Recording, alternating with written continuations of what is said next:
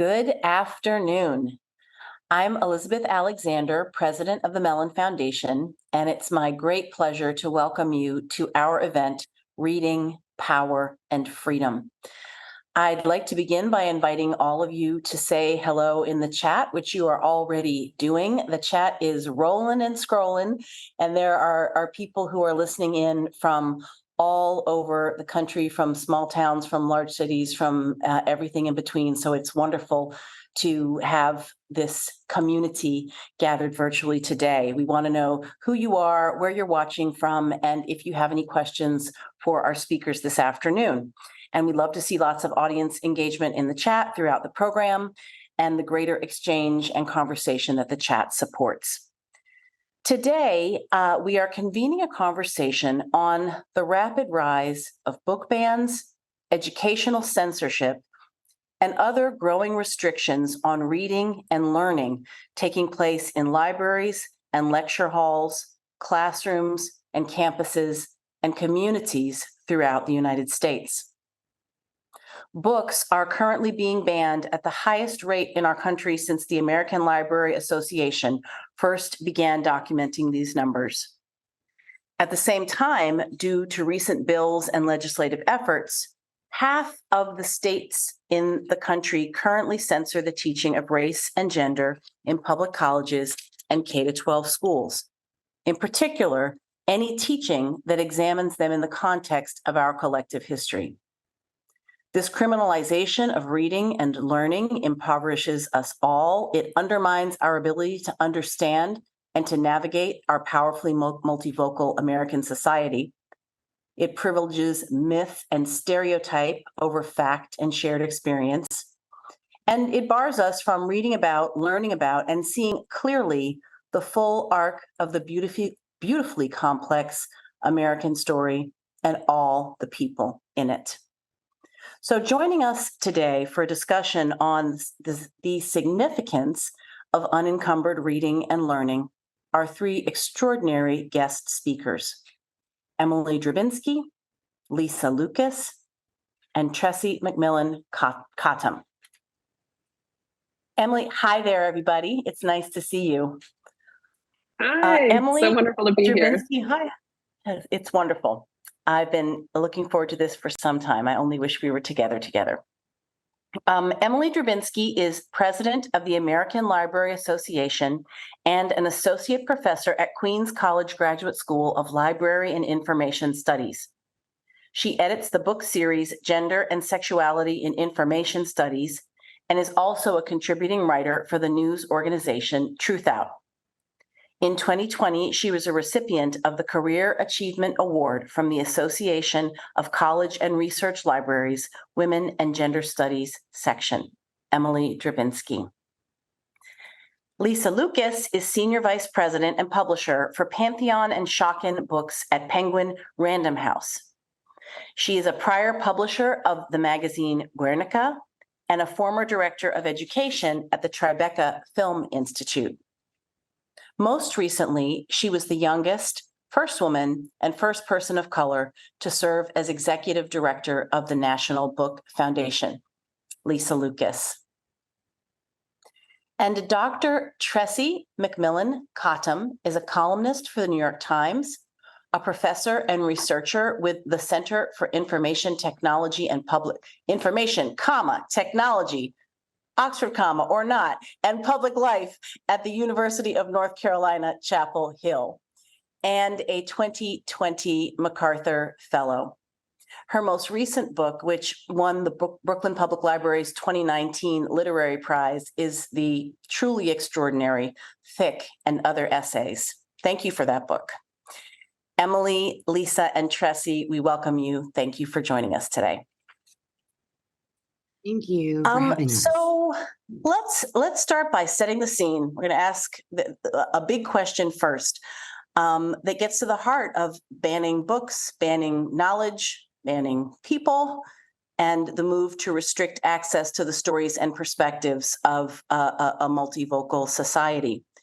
Could each of you answer? We'll start with you, Emily.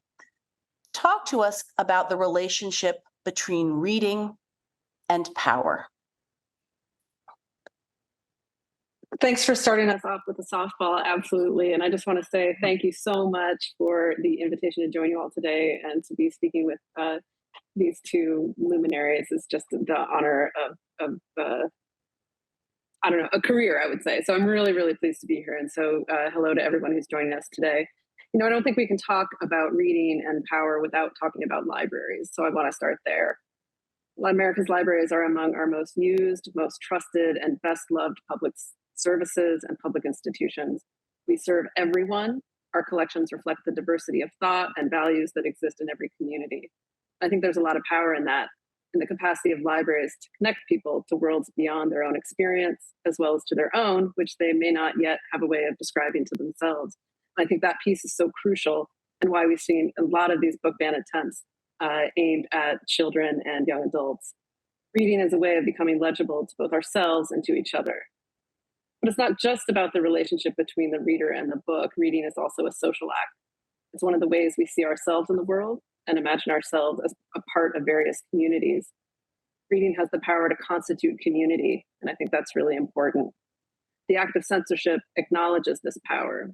Who gets to read what is ultimately a question about who is allowed to see themselves as belonging to which kinds of communities. And by exercising the power to ban certain kinds of books, people and institutions declare that certain kinds of readers are not welcome in that community. Libraries democratize access to knowledge, and I think, you know, and when I think of my own relationship to fiction, the extent to which I can imagine a different world is linked to the extent that I have access to imagination, my imagination, the imagination of others. So I'll close by talking about a book that I talked about on a podcast with Tressie a couple of weeks ago, and Bolo Mbue's wonderful novel, How Beautiful We Were, which sticks with me. And I'm so pleased to have so many members of my family reading it after they heard me on your podcast, Tressie, so thank you for that. And in that book, she writes about an all too real fictional community where the land has been leased to an oil company by a government that has made that deal with the corporation. The attendant pollution causes death and disability on a broad scale. But what can anyone do about it? And to me, I wake up every morning, I'm like, what are we going to do about it? Like, we look at the world, what are we going to do about it? And in a masterful first chapter, Mbue gives us a way of imagining a way out. A man swallows a key, nobody can leave. Change can happen, and sometimes it requires madness, belief, and hope. That, for me, is the power of reading. It gives us an opportunity to imagine both why and how the world could be otherwise. Thank you. Thank you. And let me follow up on something. What do you mean when you say reading can constitute community? When I read and you read the same book, right? And I see, Tressie, you've read this book, right? You and I have read this book. We can talk about this book. I am guessing we could talk about this book for hours. And by having that kind of reading that we can do in community with one another, both of us are in a world together, a world that we can change. And I think that's essential. All of us have to believe that things can be different. And can I say about Emily, who I just Please. love to hear her talk about books, which is why I had her on the podcast. I just really wanted us to talk about books. But I also think about the community it builds across time. Liz, I just wanted to say that. So I also think about the way you can pick up a book today and, books don't expire. Whenever people, that sometimes they'll come to me and be like, oh, I'm sorry, I know I'm reading your book late. I'm like, books don't expire, right? Like the reading material doesn't expire. You can pick it up and you're also in conversation with people who read it 20 years ago, 50 years ago, 100 years ago. And so it's also building community that I think is resistant to the clock. And what do we have anymore that is resistant to the clock, that all-consuming tick-tock? So you can also build community like outside of time and space. It is quite literally magical. I know I get real romantic about it, but I was just thinking that. Well, thank you. And I love that, because I think that there is timelessness and across time, as you say. And also we might put a pin in the idea of being in community in spaces together, in classrooms, in libraries as community spaces, and in other kinds of community spaces that we might name. And so, Tressie, how would you answer the question? What is the relationship of reading to power or empowerment? Empowerment. Gosh, it's going to be really hard to answer it better than I think Emily did. And I also want to thank you so much for giving me a chance to talk to two people who I just so respect, admire, and enjoy, and the chance to be here with you. So thank you so much. And to everyone joining us for what I think is just really an important conversation. And a conversation, by the way, I wish we didn't have to have. So let's just say that. And I want to thank you for doing something that I think is important, which is expanding this conversation to include not just book bans, but the many bills marching across this country that is also restricting, like you said, curriculum broadly defined within classrooms, across the classroom, K through 16. So, it's when I think about reading and power, the very first thing that just sort of happens to me emotionally is I think about, enslaved people, and I think about one of the first acts of agency so many enslaved people took was learning how to read. And I think it speaks to, and not just enslaved people here in the United States of America, but you see this with oppressed and enslaved people anywhere in the world, right? If you think of enslavement, yes, it's an act of possession and dispossession, but it is also fundamentally an act of control, trying to control the body and through control of the body, trying to control the creative energy and spirit and potential of a human being. And so when people want to try to own themselves and reassert their agency, one of the ways they do that is by trying to claim the right and freedom to read. And you see that over and over and over again. And I think it speaks to how fundamental human beings think the act of reading is to the expression of human agency, which is why it's so fundamental to how societies organize themselves. And so when I think about how important reading is to the relationship of power, we need only look at how much people are willing to fight over it to understand its power. I don't think you have to value reading yourself, right? I can get personally romantic about reading, but I fully understand that not everyone enjoys reading or can have different, maybe contentious relationships with reading. But I say to people, you don't have to enjoy it to understand socially, politically, and culturally that a lot of people are willing to invest a lot of energy and resources into turning reading or access into reading, the spaces where we read, who is allowed to read, what will constitute effective, accessible, affordable reading, that people are willing to invest a lot in controlling access to that, to understand that there is something at stake there for you individually and collectively, whether you enjoy reading or not. The fact that a governor is willing to invest political capital in making that a political football says that you need to have an opinion on whether or not you believe reading is a fundamental right or not. Right. And so the relationship to me is one that is, yes, individual, but I think we need to be making the case more strongly that you need to have a perspective on this, whether you enjoy reading or not. This is, to me, definitionally a social problem, one where if you're going to consider yourself an informed citizen, if you're going to consider yourself a member of a family, a responsible parent, a responsible member of a community, if you are responsible for anyone, and you consider yourself a member of a bowling league, a member of a church, you right now need to have a perspective on whether or not reading is something that you value. If not for yourself, then for others, because someone somewhere values it enough to fight for it. And so I think the relationship is individual, is social, it is political in both the small sense and in the capital P sense, political. And it's cyclical. We find ourselves in these positions, and we're at the top high point of that cycle right now. Thank you. And I want to come back to the now part of it. But first, I'd like to hear from Lisa how you would answer this question, the relationship between reading and power.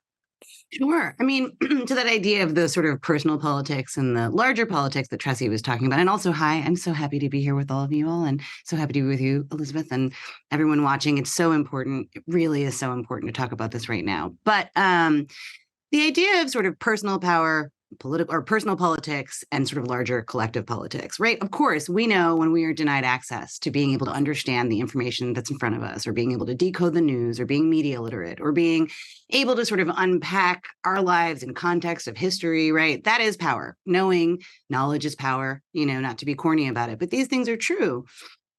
But on the larger sense, I think that there's a real sense over the years from an America that's not interested in a multivocal America, that's been able to create this sort of false sense of non-diversity for many, many years. And that's by keeping, a lockhold as gatekeepers on our arts and who's making the books, who's writing the books, who's getting their books promoted.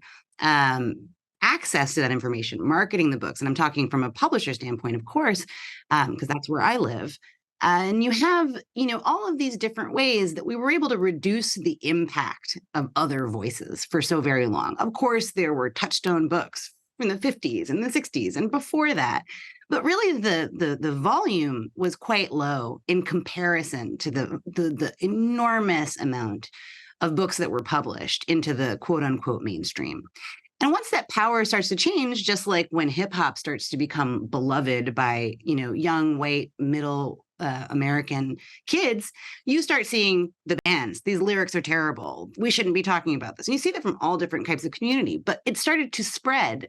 And what we have now is an environment where these ideas have started to spread so much and so fast. Social media is making books nuclear.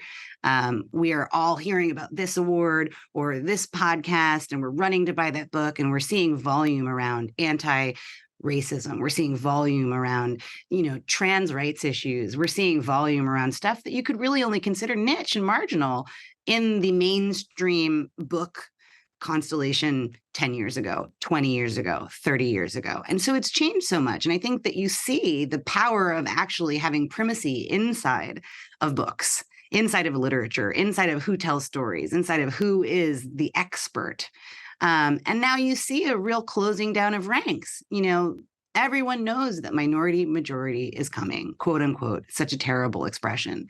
But the dynamics and the demographics of this nation are changing so quickly that what you're seeing is a scramble to maintain power as a diminishing demographic.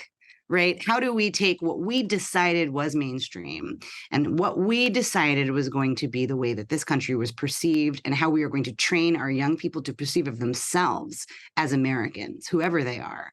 And that degrades, right? When you have a tipping point in the population. And so I think that you see, just like when you have slavery and you're taking away the ability to read, just like in Russia, Masha Gessen wrote this incredible book called The Future is History, which is talking about totalitarianism in Russia and how the first thing you lose are the books and the access to interiority, the access to sort of thinking about ourself and our place in the world and our personal power and the import of our lives and being able to access other nations, other places, other communities, other religions. And so this is a time-tested power move.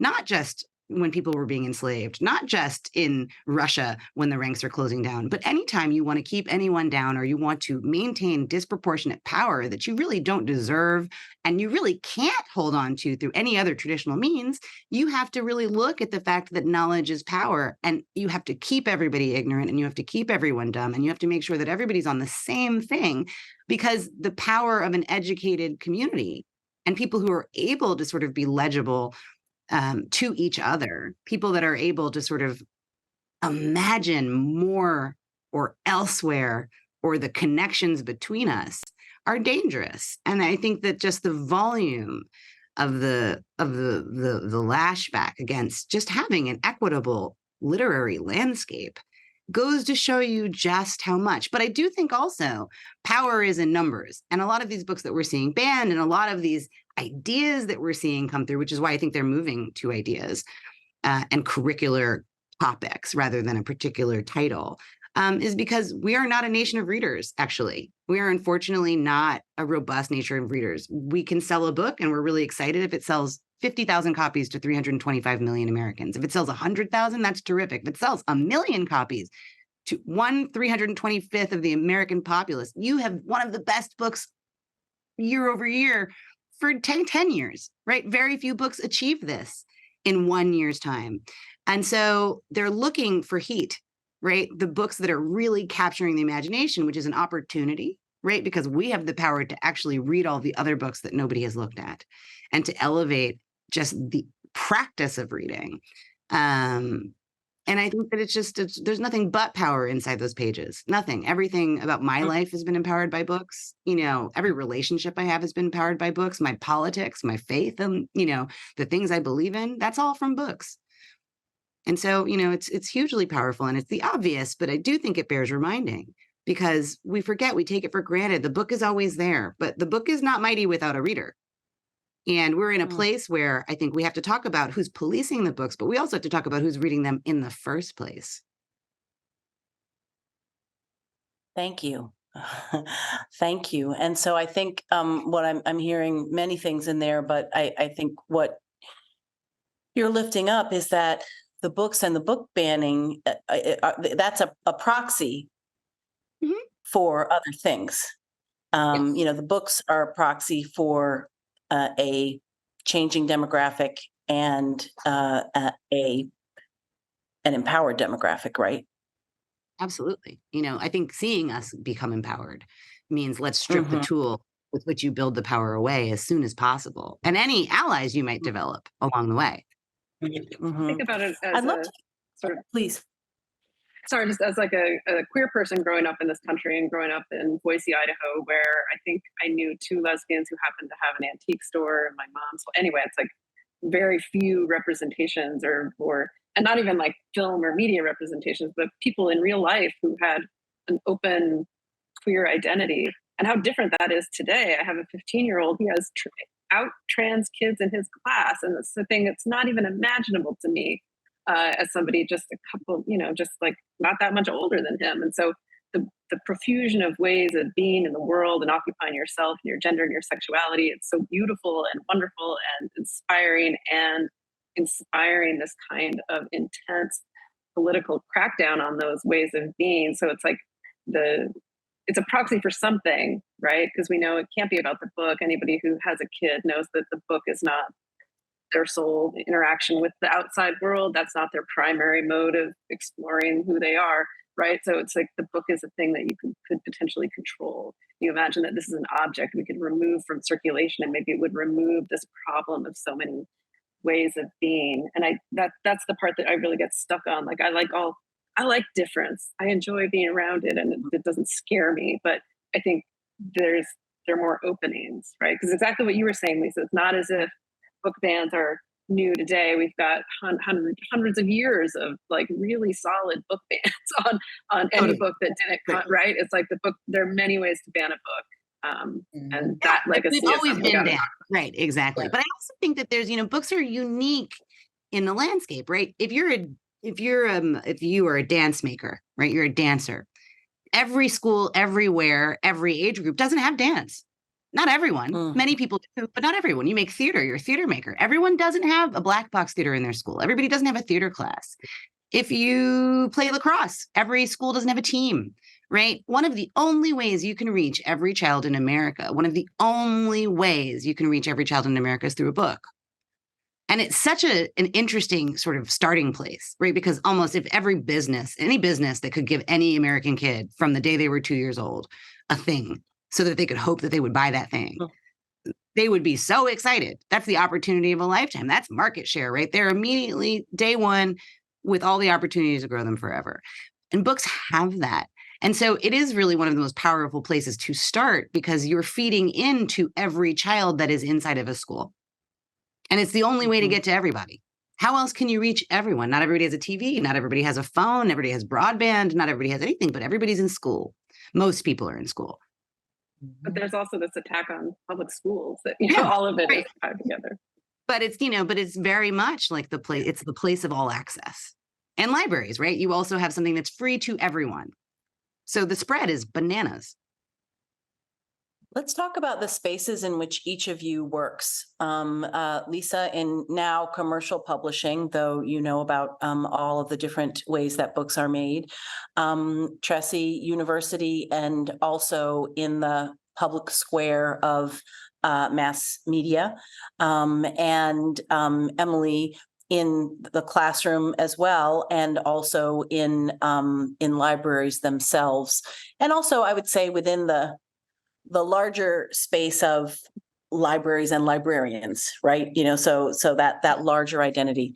Give us report from the front lines of where you are and how these combined issues that we're discussing of book banning and also the banning of not only information but certain modes and fields of study is affecting the place where you work.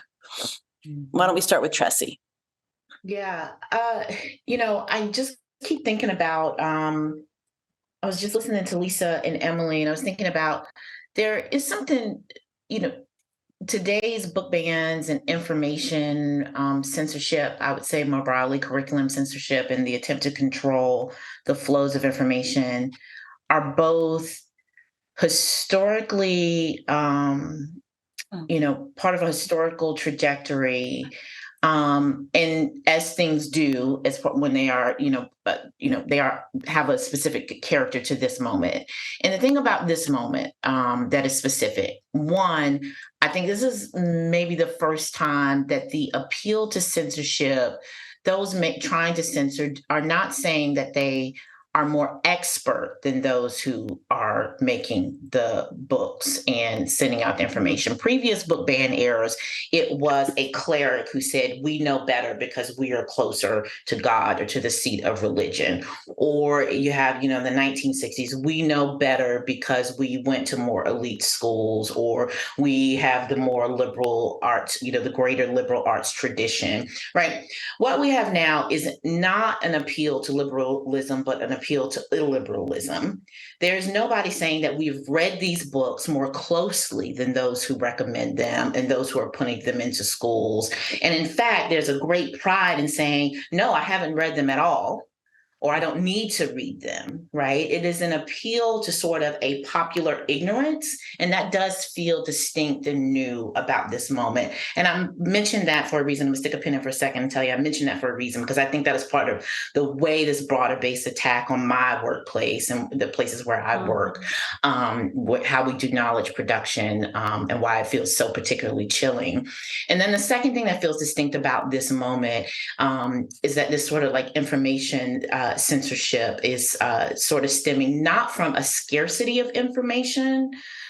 So previous eras, it was that, it was hard to get your hands on a book, right? I mean, books came to you through schools, through libraries, and from a traveling salesperson, right? Somebody came around selling encyclopedias. My mom bought me some. It was a really big investment to have a set of encyclopedias. That and the anthology of Negro literature, which my mom also had, and we were very proud of. Right, yeah. But it was very hard to have sort of like a survey, a census of information at your fingertips. The information deluge that the internet has brought us has actually changed our relationship. So we have both this pride and sort of ignorance, and that being the appeal to censorship, and there is just so much of it. And so the book is actually competing in this weird way with information overload. And what that means for where I work and the ways that I work is that the attacks on us are that we can be displaced by these other modes of knowledge production.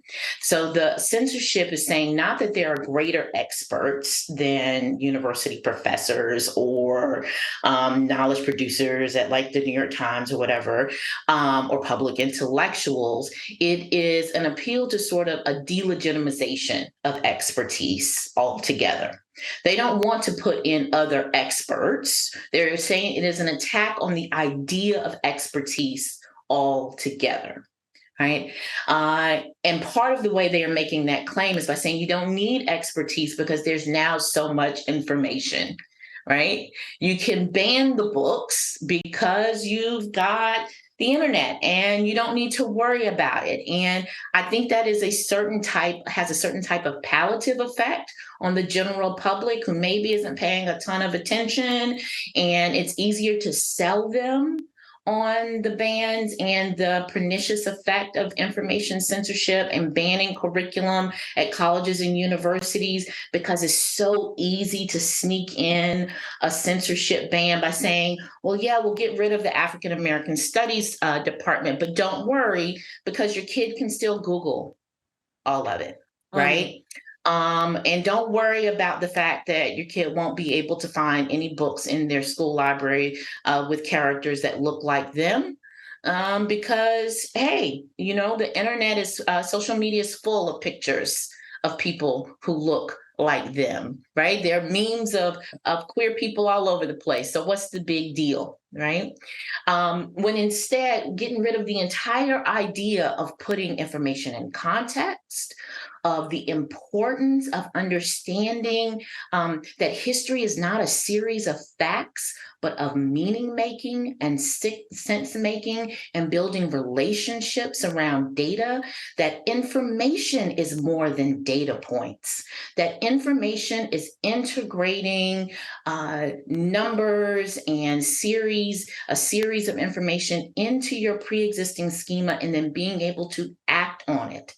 And one of the things that we are seeing in the classroom that is terrifying to many of us is that young people, even some of our own colleagues, are not clear on the difference between information and data and learning. And if we aren't clear on the difference, I'm not sure that we are prepared to be advocates in this really complex debate in the public, where we need really clear, strong advocates explaining to people that no, you do not want to let loose your children on Google.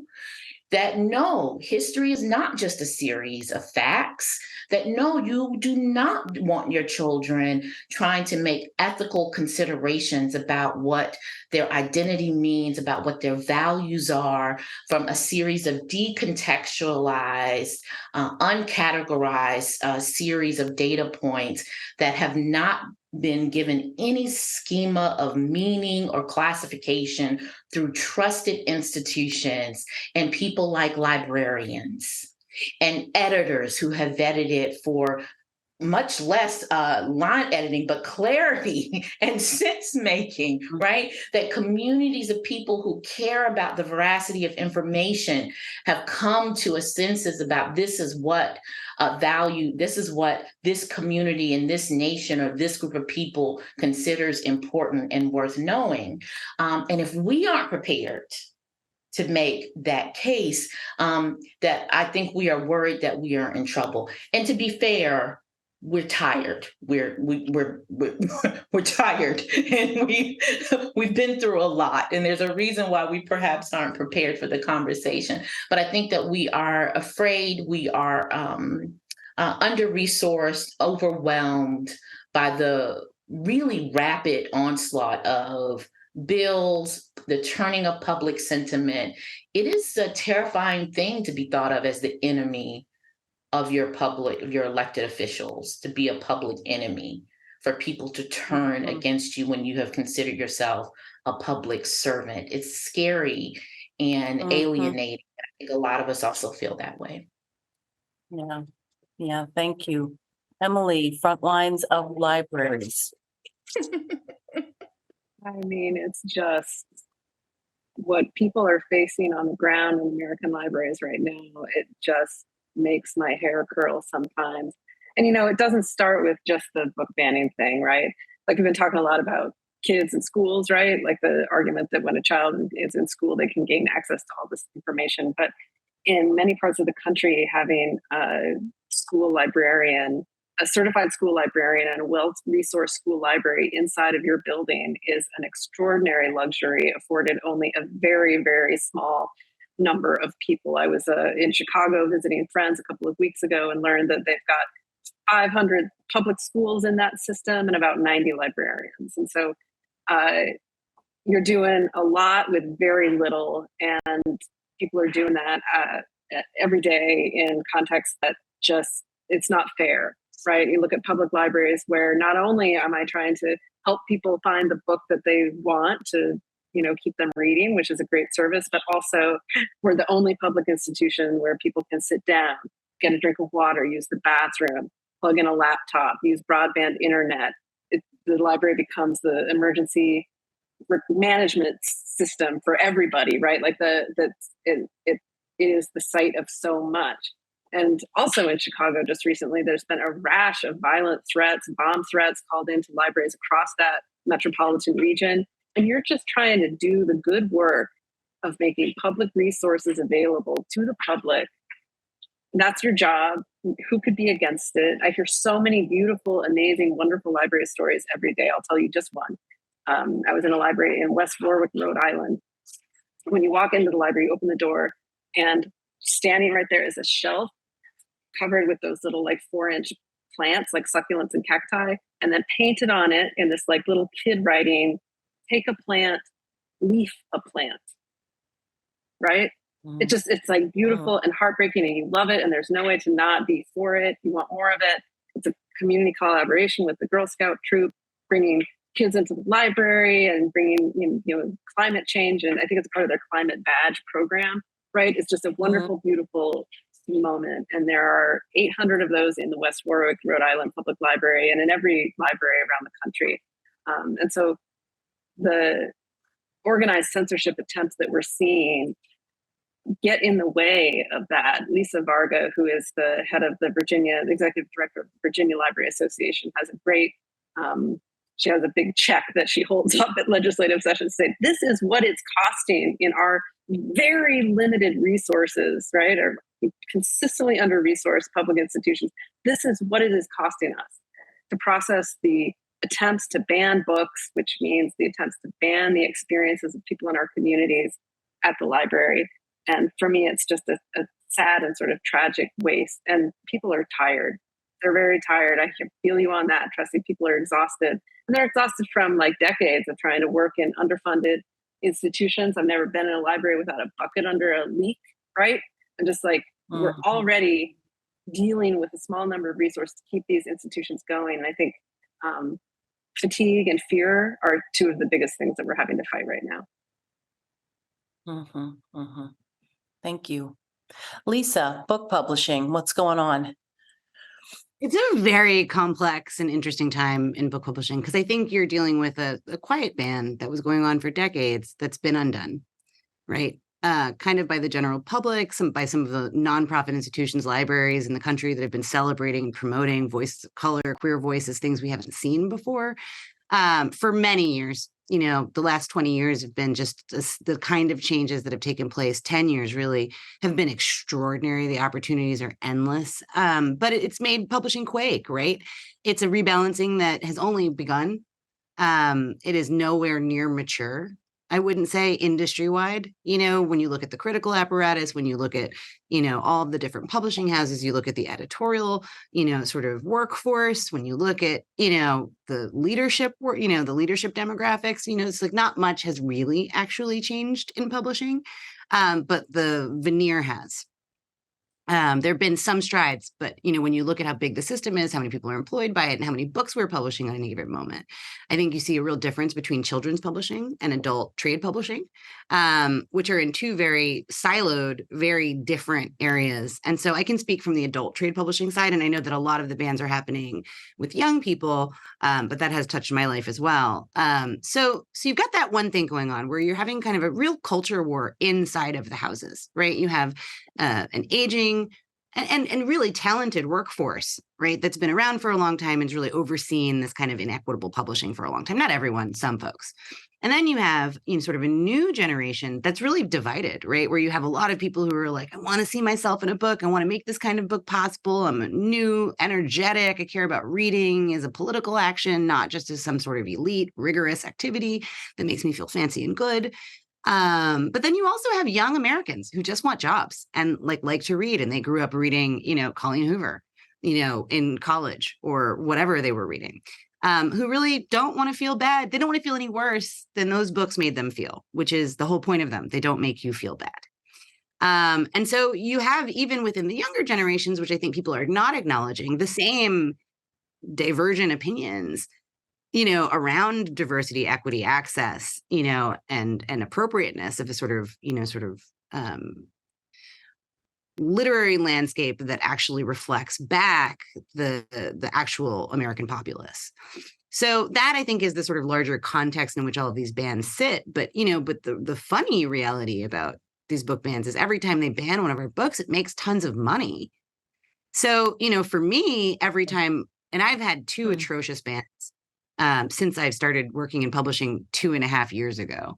And they were very surprising which books they were, because it's not the ones that I would have picked. But we've had two, sort of crazy bans, and a lot of our books have been banned over the years in and out. So it's nothing new for us. But I think the volume around what happens, these bans back in the day, so Persepolis by Marjane Satrapi, which is about Iran, and it's been banned on and off by 1,000 different people, over the years. And all of them have been very soft sort of censorship, in the sense that somebody just wanted to make a point, and it didn't really go very far, and it didn't have a lot of virality to it. And, not a lot of schools or institutions were impacted, and it didn't hit the news in a way that really energized or got people going. Right.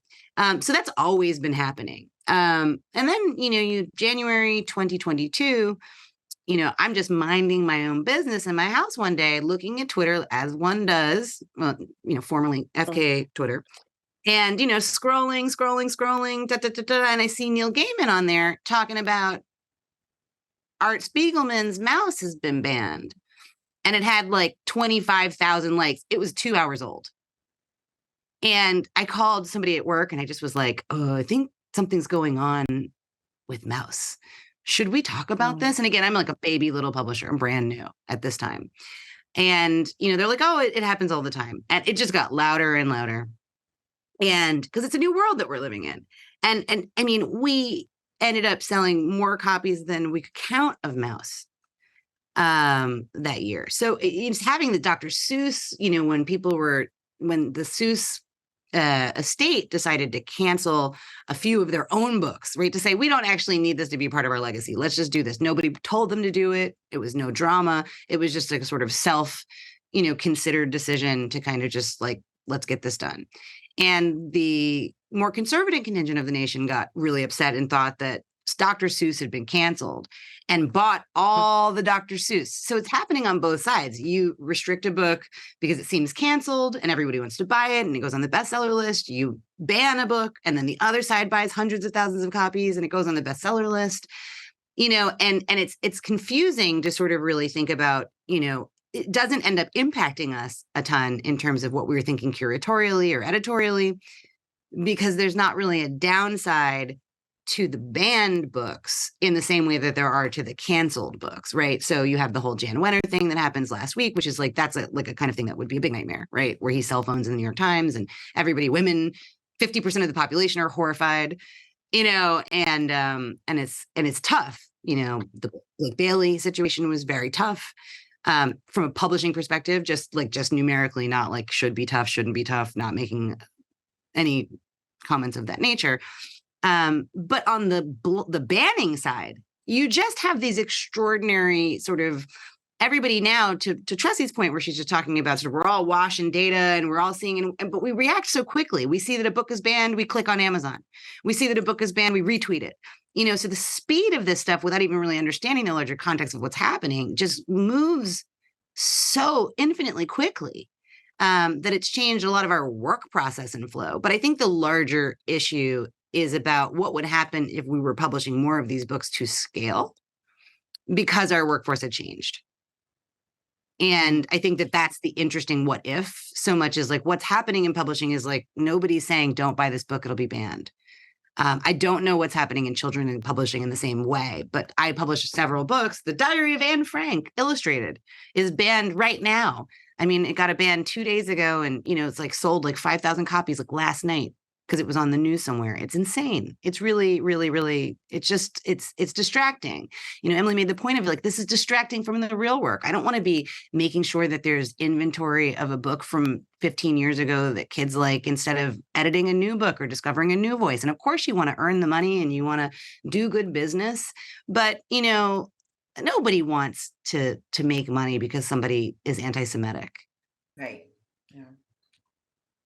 It's horrible. It's the worst money possible. And to stay for a minute with publishing and the kind of, follow-on effects of because if we're working with the premise that banning books, since most of the banned books are from the perspective of written by, about people of color, LGBTQ people, vastly, right? Like that's vastly what we're talking about. So understanding that, in commercial publishing, what about getting books green lighted? Or greenlit, because I'm thinking about, you gave a little bit of a brief history of publishing and said that a lot of the decision-making demographics in publishing aren't actually that change. And it would be great if you could just tell us a little bit, because you're unusual in your position. Sure. So what about, what gets stories out in the world so that they can even become books in the first place?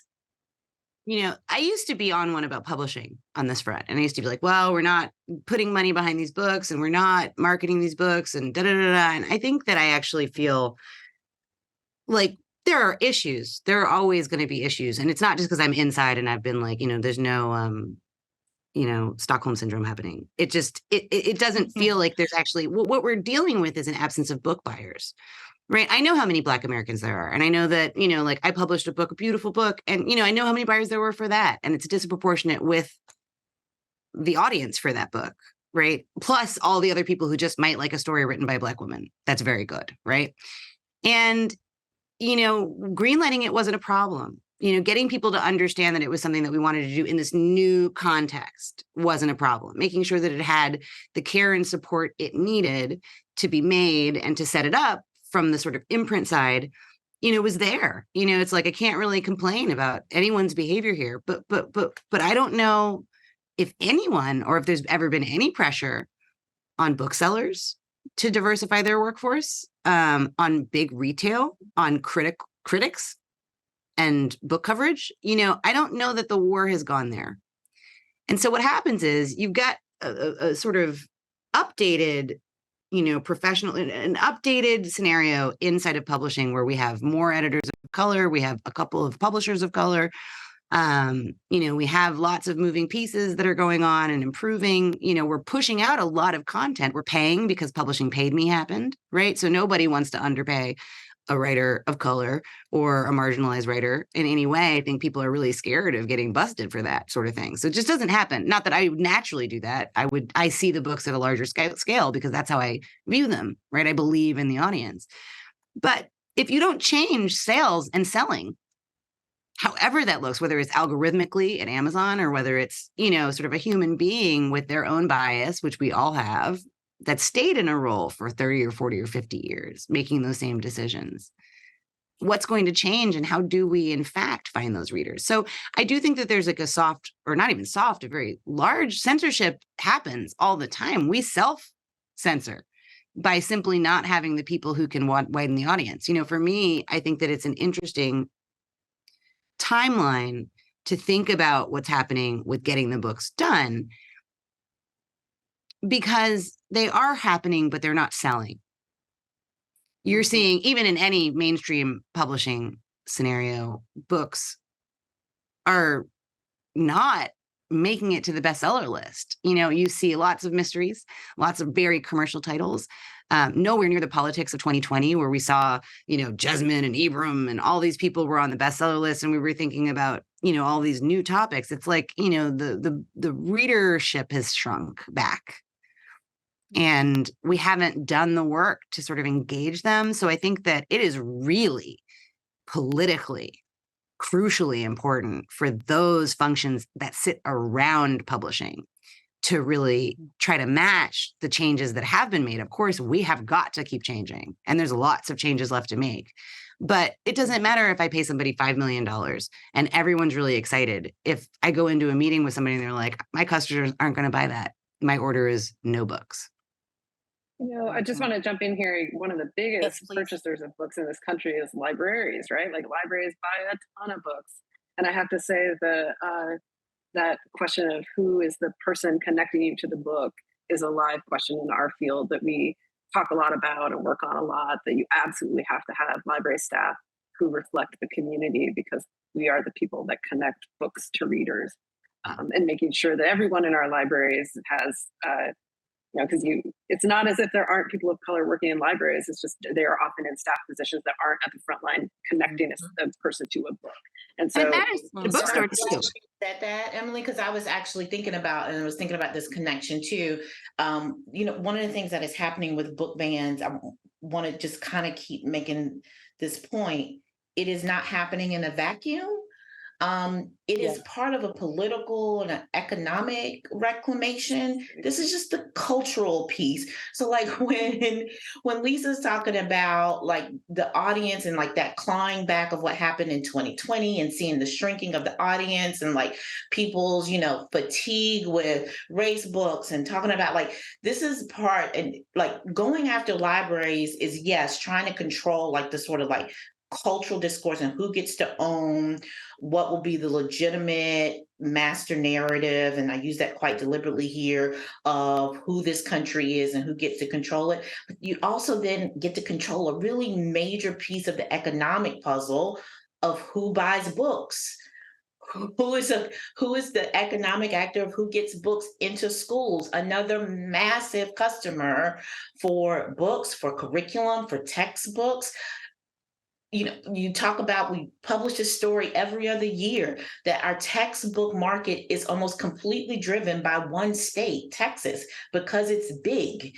And that is the reason why they have an outsized influence over the cultural narrative of our story. So there's like the political piece, the cultural and the economic piece, and all of those are working in tandem. And in part, the reactionary response to trying to own book bans, own the cultural piece of the reclamation through book bans, is just trying to keep pace with what's happening politically and economically. It's just doing its part, keeping it going. So while it may seem like a small story, like who would bother with trying to ban 30 books in a small school district, it's just doing its part to be part of this overarching political and economic reclamation that's happening. And that's why it would matter. Libraries buy books, schools set the tone for who will buy the textbooks and who will own the narrative, which then in turn determines who will be the book buyer, which then sets the tone. Well, who will then work in publishing and marketing? Who will then be the critics, who will then in turn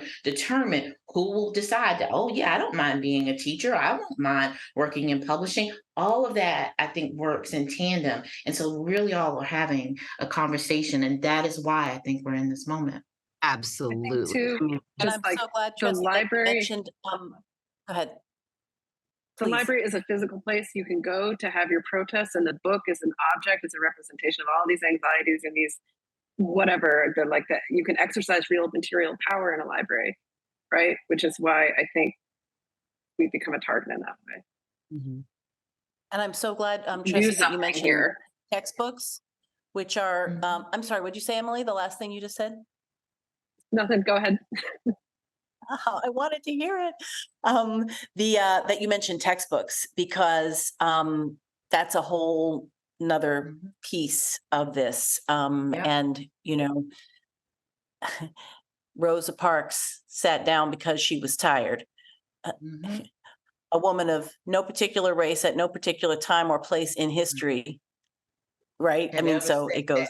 Just decided to sit down. Just decided to sit down. Right. Exactly. Exactly. Before we move to the many, many beautiful questions that are circulating, I'd love just a short anecdote from each of you of who you were as a young reader. Oh gosh. Biggest nerd in the world. Oh my gosh. I was the biggest nerd in the world. Were you the biggest nerd in the world, Emily? Beverly Cleary in order. Mm-hmm. Everything. Charles Dickens in order. Yeah. Big nerd. And then once I got through, so if you want, this is I think a perfect snapshot of who I was as a kid. Once I gotten through reading the things in order, Beverly Cleary, huge Beverly Cleary fan, and then Amelia Delia's in order, like by age, I just loved all of the serials. I would come up with my own challenges. My life-defining one was in the fourth grade, I decided to read the biggest book in the library. Sometimes it was I would read a blue book. Sometimes I would read the tallest book. Sometimes I would go in and I would find. And the day I went into the library, school library, Forest Park Elementary School, the biggest book I could find in the library was the autobiography of Malcolm X. And I pulled it off the shelf because it's the biggest book. Biggest book. What could you do? That's right. And that was the rule I'd set that day. So there you go. And I was there because I'd get into a little trouble in school, in class, because I was bored. And so the teacher would send me to the library. As one does, it was my safe space, that school library. And I'd get my little hall pass and they just let me ramble about with freedom. And I loved it. I could do whatever I wanted that class period. And the school librarian was my adult friend. And I played my little game I'd set for myself. And I chose that book. And that book changed my life. And that's the kind of reader I was. Again, the biggest nerd in the world. Yeah. I did not have a story. Reading. And even a space of reading. Yep, that's right. Had a space to sit down and read, unbothered. That's right. They just let you sit there quietly and read. I want to. I recently saw someone who I had in my old childhood neighborhood who I hadn't seen for many, many, many years. And this is the independent bookseller moment.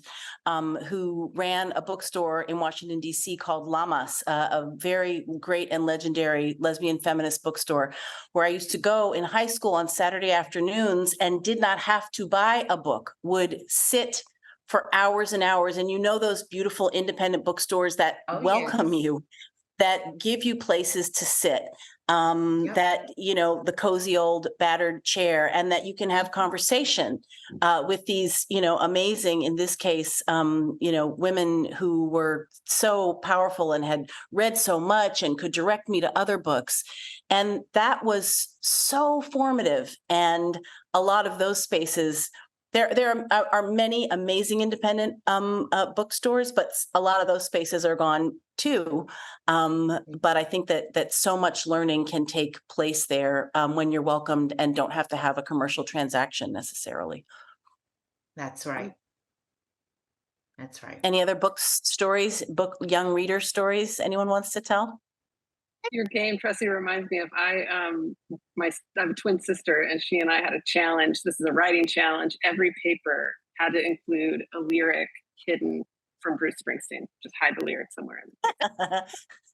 The game is resonant, yeah. And also just living at the library. I had lunch in the library every day in high school. I think that's a lot of us, yeah. We could go have a great story from my childhood.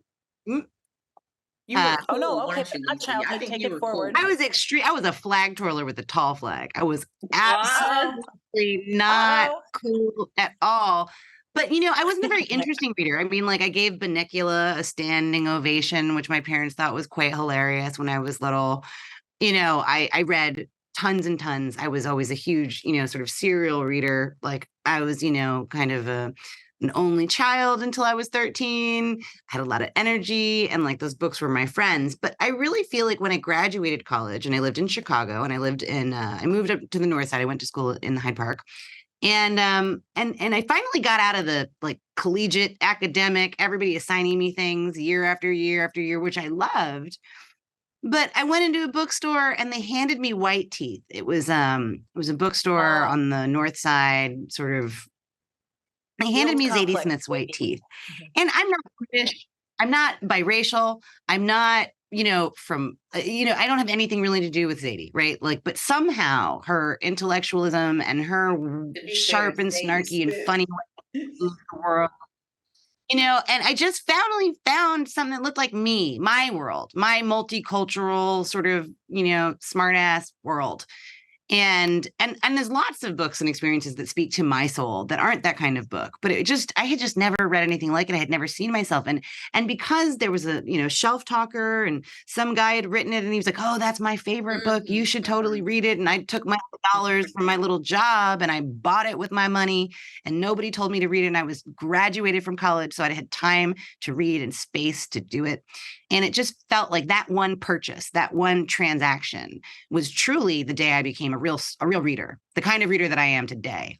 And yeah, and it was across nations, across all sorts of things, but it just was it's remained such an important book for me. I have a hard time rereading it because I just don't want to mess with the magic. I know you're supposed to reread, Nabokov said too, but I just, I don't want to mess with the magic. Oh, you don't have to Life always is reread. short. No, it's too short. I got too much to do. I don't reread. I rarely So reread. here Me are, too. we got a lot of questions, and I'll start with one that a lot of people are asking. But here I'm reading the version that comes from Susan Broden. How can concerned citizens protect our local libraries from these attacks by groups who want to control what goes on the shelves based on their narrow beliefs? Our county is going through this now in Front Royal, Virginia. So Emily, maybe you could start by taking that one. No, Front Royal and what's happening there, and solidarity to all of you fighting for the right to read in Front Royal. I think the first thing I would say, we got to use our public libraries. If you don't have a library card, go get one. If you have a friend who doesn't have a library card, bring them with you. We have to use our public institutions. This is a use it or lose it moment. So that's the first thing I would say. The second thing, everybody can do something. I think a lot of us sort of sit and wait for like the answer to come and like to get the plan all worked out and the strategy. But the truth is, in a fight like this one, we don't know what's going to be the thing that gets the win. So we need everybody doing a little bit of something. I strongly urge everyone to sign up for the American Library Association's Unite Against Book Bans campaign, uniteagainstbookbans.org. You can sign up, and that's a way to stay connected to actions that are happening across the country. We're able to mobilize advocates on a moment's notice to take action in their local communities, and that you'll find lots of ideas and options and ways of thinking about what we can do on that website. Everything from how to talk to the media, talking points for talking about book bans, how to write a letter to the editor, how to show up at your school board meeting, how to show up at your library board meeting. And I think the most important thing that we can do is we need people who care about libraries and who love libraries to be in charge of libraries. So if you can look at your public library, see how that library board is composed, is it elected, is it appointed? And if you care about libraries and you care about the right to read for everybody, try to figure out a way to get yourself on that board. We need all hands on deck in this moment. That's what the people who want to shut down our libraries are doing. So we gotta fight back in those kinds of ways. uniteagainstbookbans.org. Thank you. Thank you. Here is a question from Pamela Scully. I would love to hear from the panel what they think university leaders should be doing and what coalitions need to be built. Hey, Pamela. Listen, it is not available to everyone everywhere, but if it is, join, support your union. For those of you who do not know, we are in a historic union moment in this country. And here's what we know from social movement research. We do not know why these moments happen.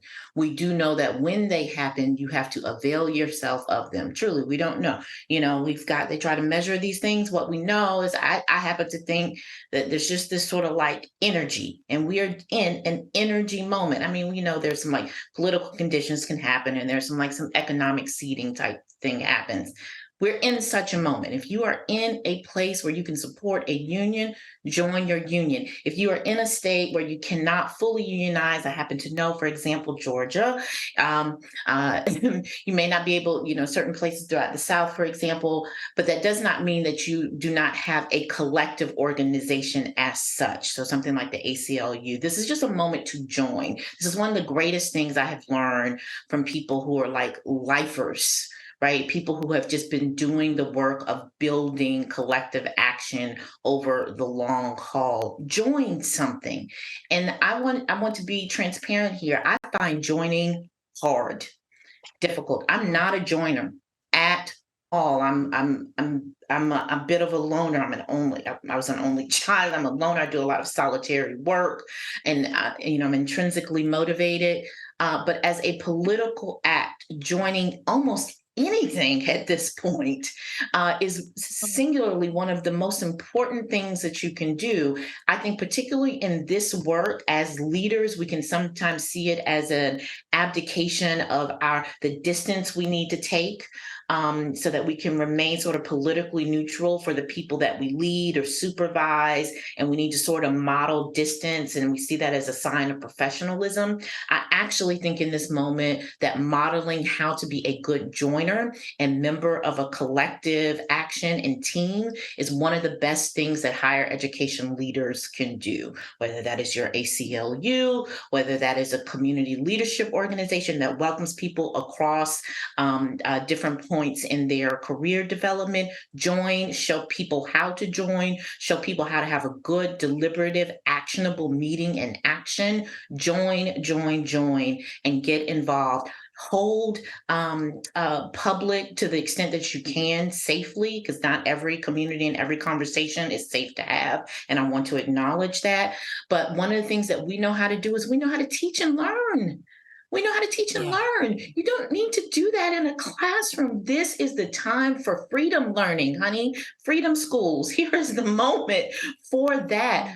Teach people how to understand university budgets.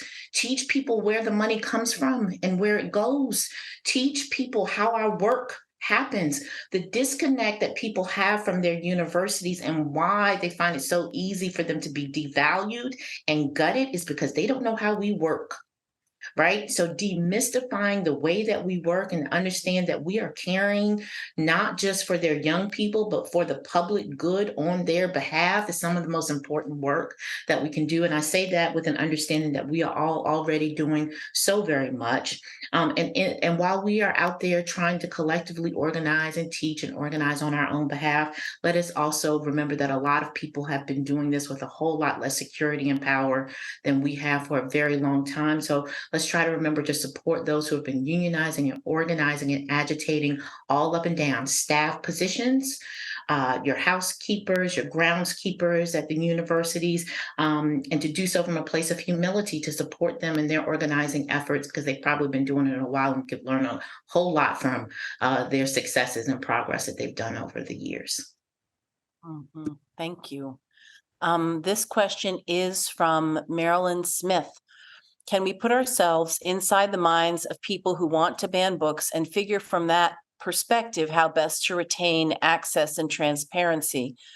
Arguing from the perspective of someone who believes in open information and sharing and facts will not work with people who are closed, and there is too much information and too many opportunities to share. So I think to connect that to a few other questions, can we put ourselves inside the minds of people who want to ban books? What do we think it's useful to think of some of the motivations, and how might we address those?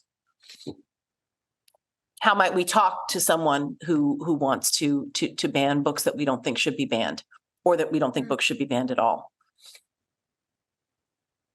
Well, Emily mentioned this at the top of our conversation. We recently talked for a podcast, and I think Emily did a great job here of talking about the best good faith, I think, position on this is that there is a lot of fear during times of great instability, and we are living in such a time. Economic inequality, social change, and if your psychological or emotional disposition during such times is withdrawal and fear, you're very afraid right now.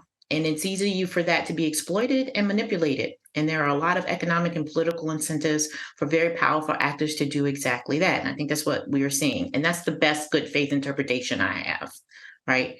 And so I think especially if you are a parent and disproportionately the job for doing that kind of managing fear falls on women, I think there's a reason why so much of this is being led by mothers.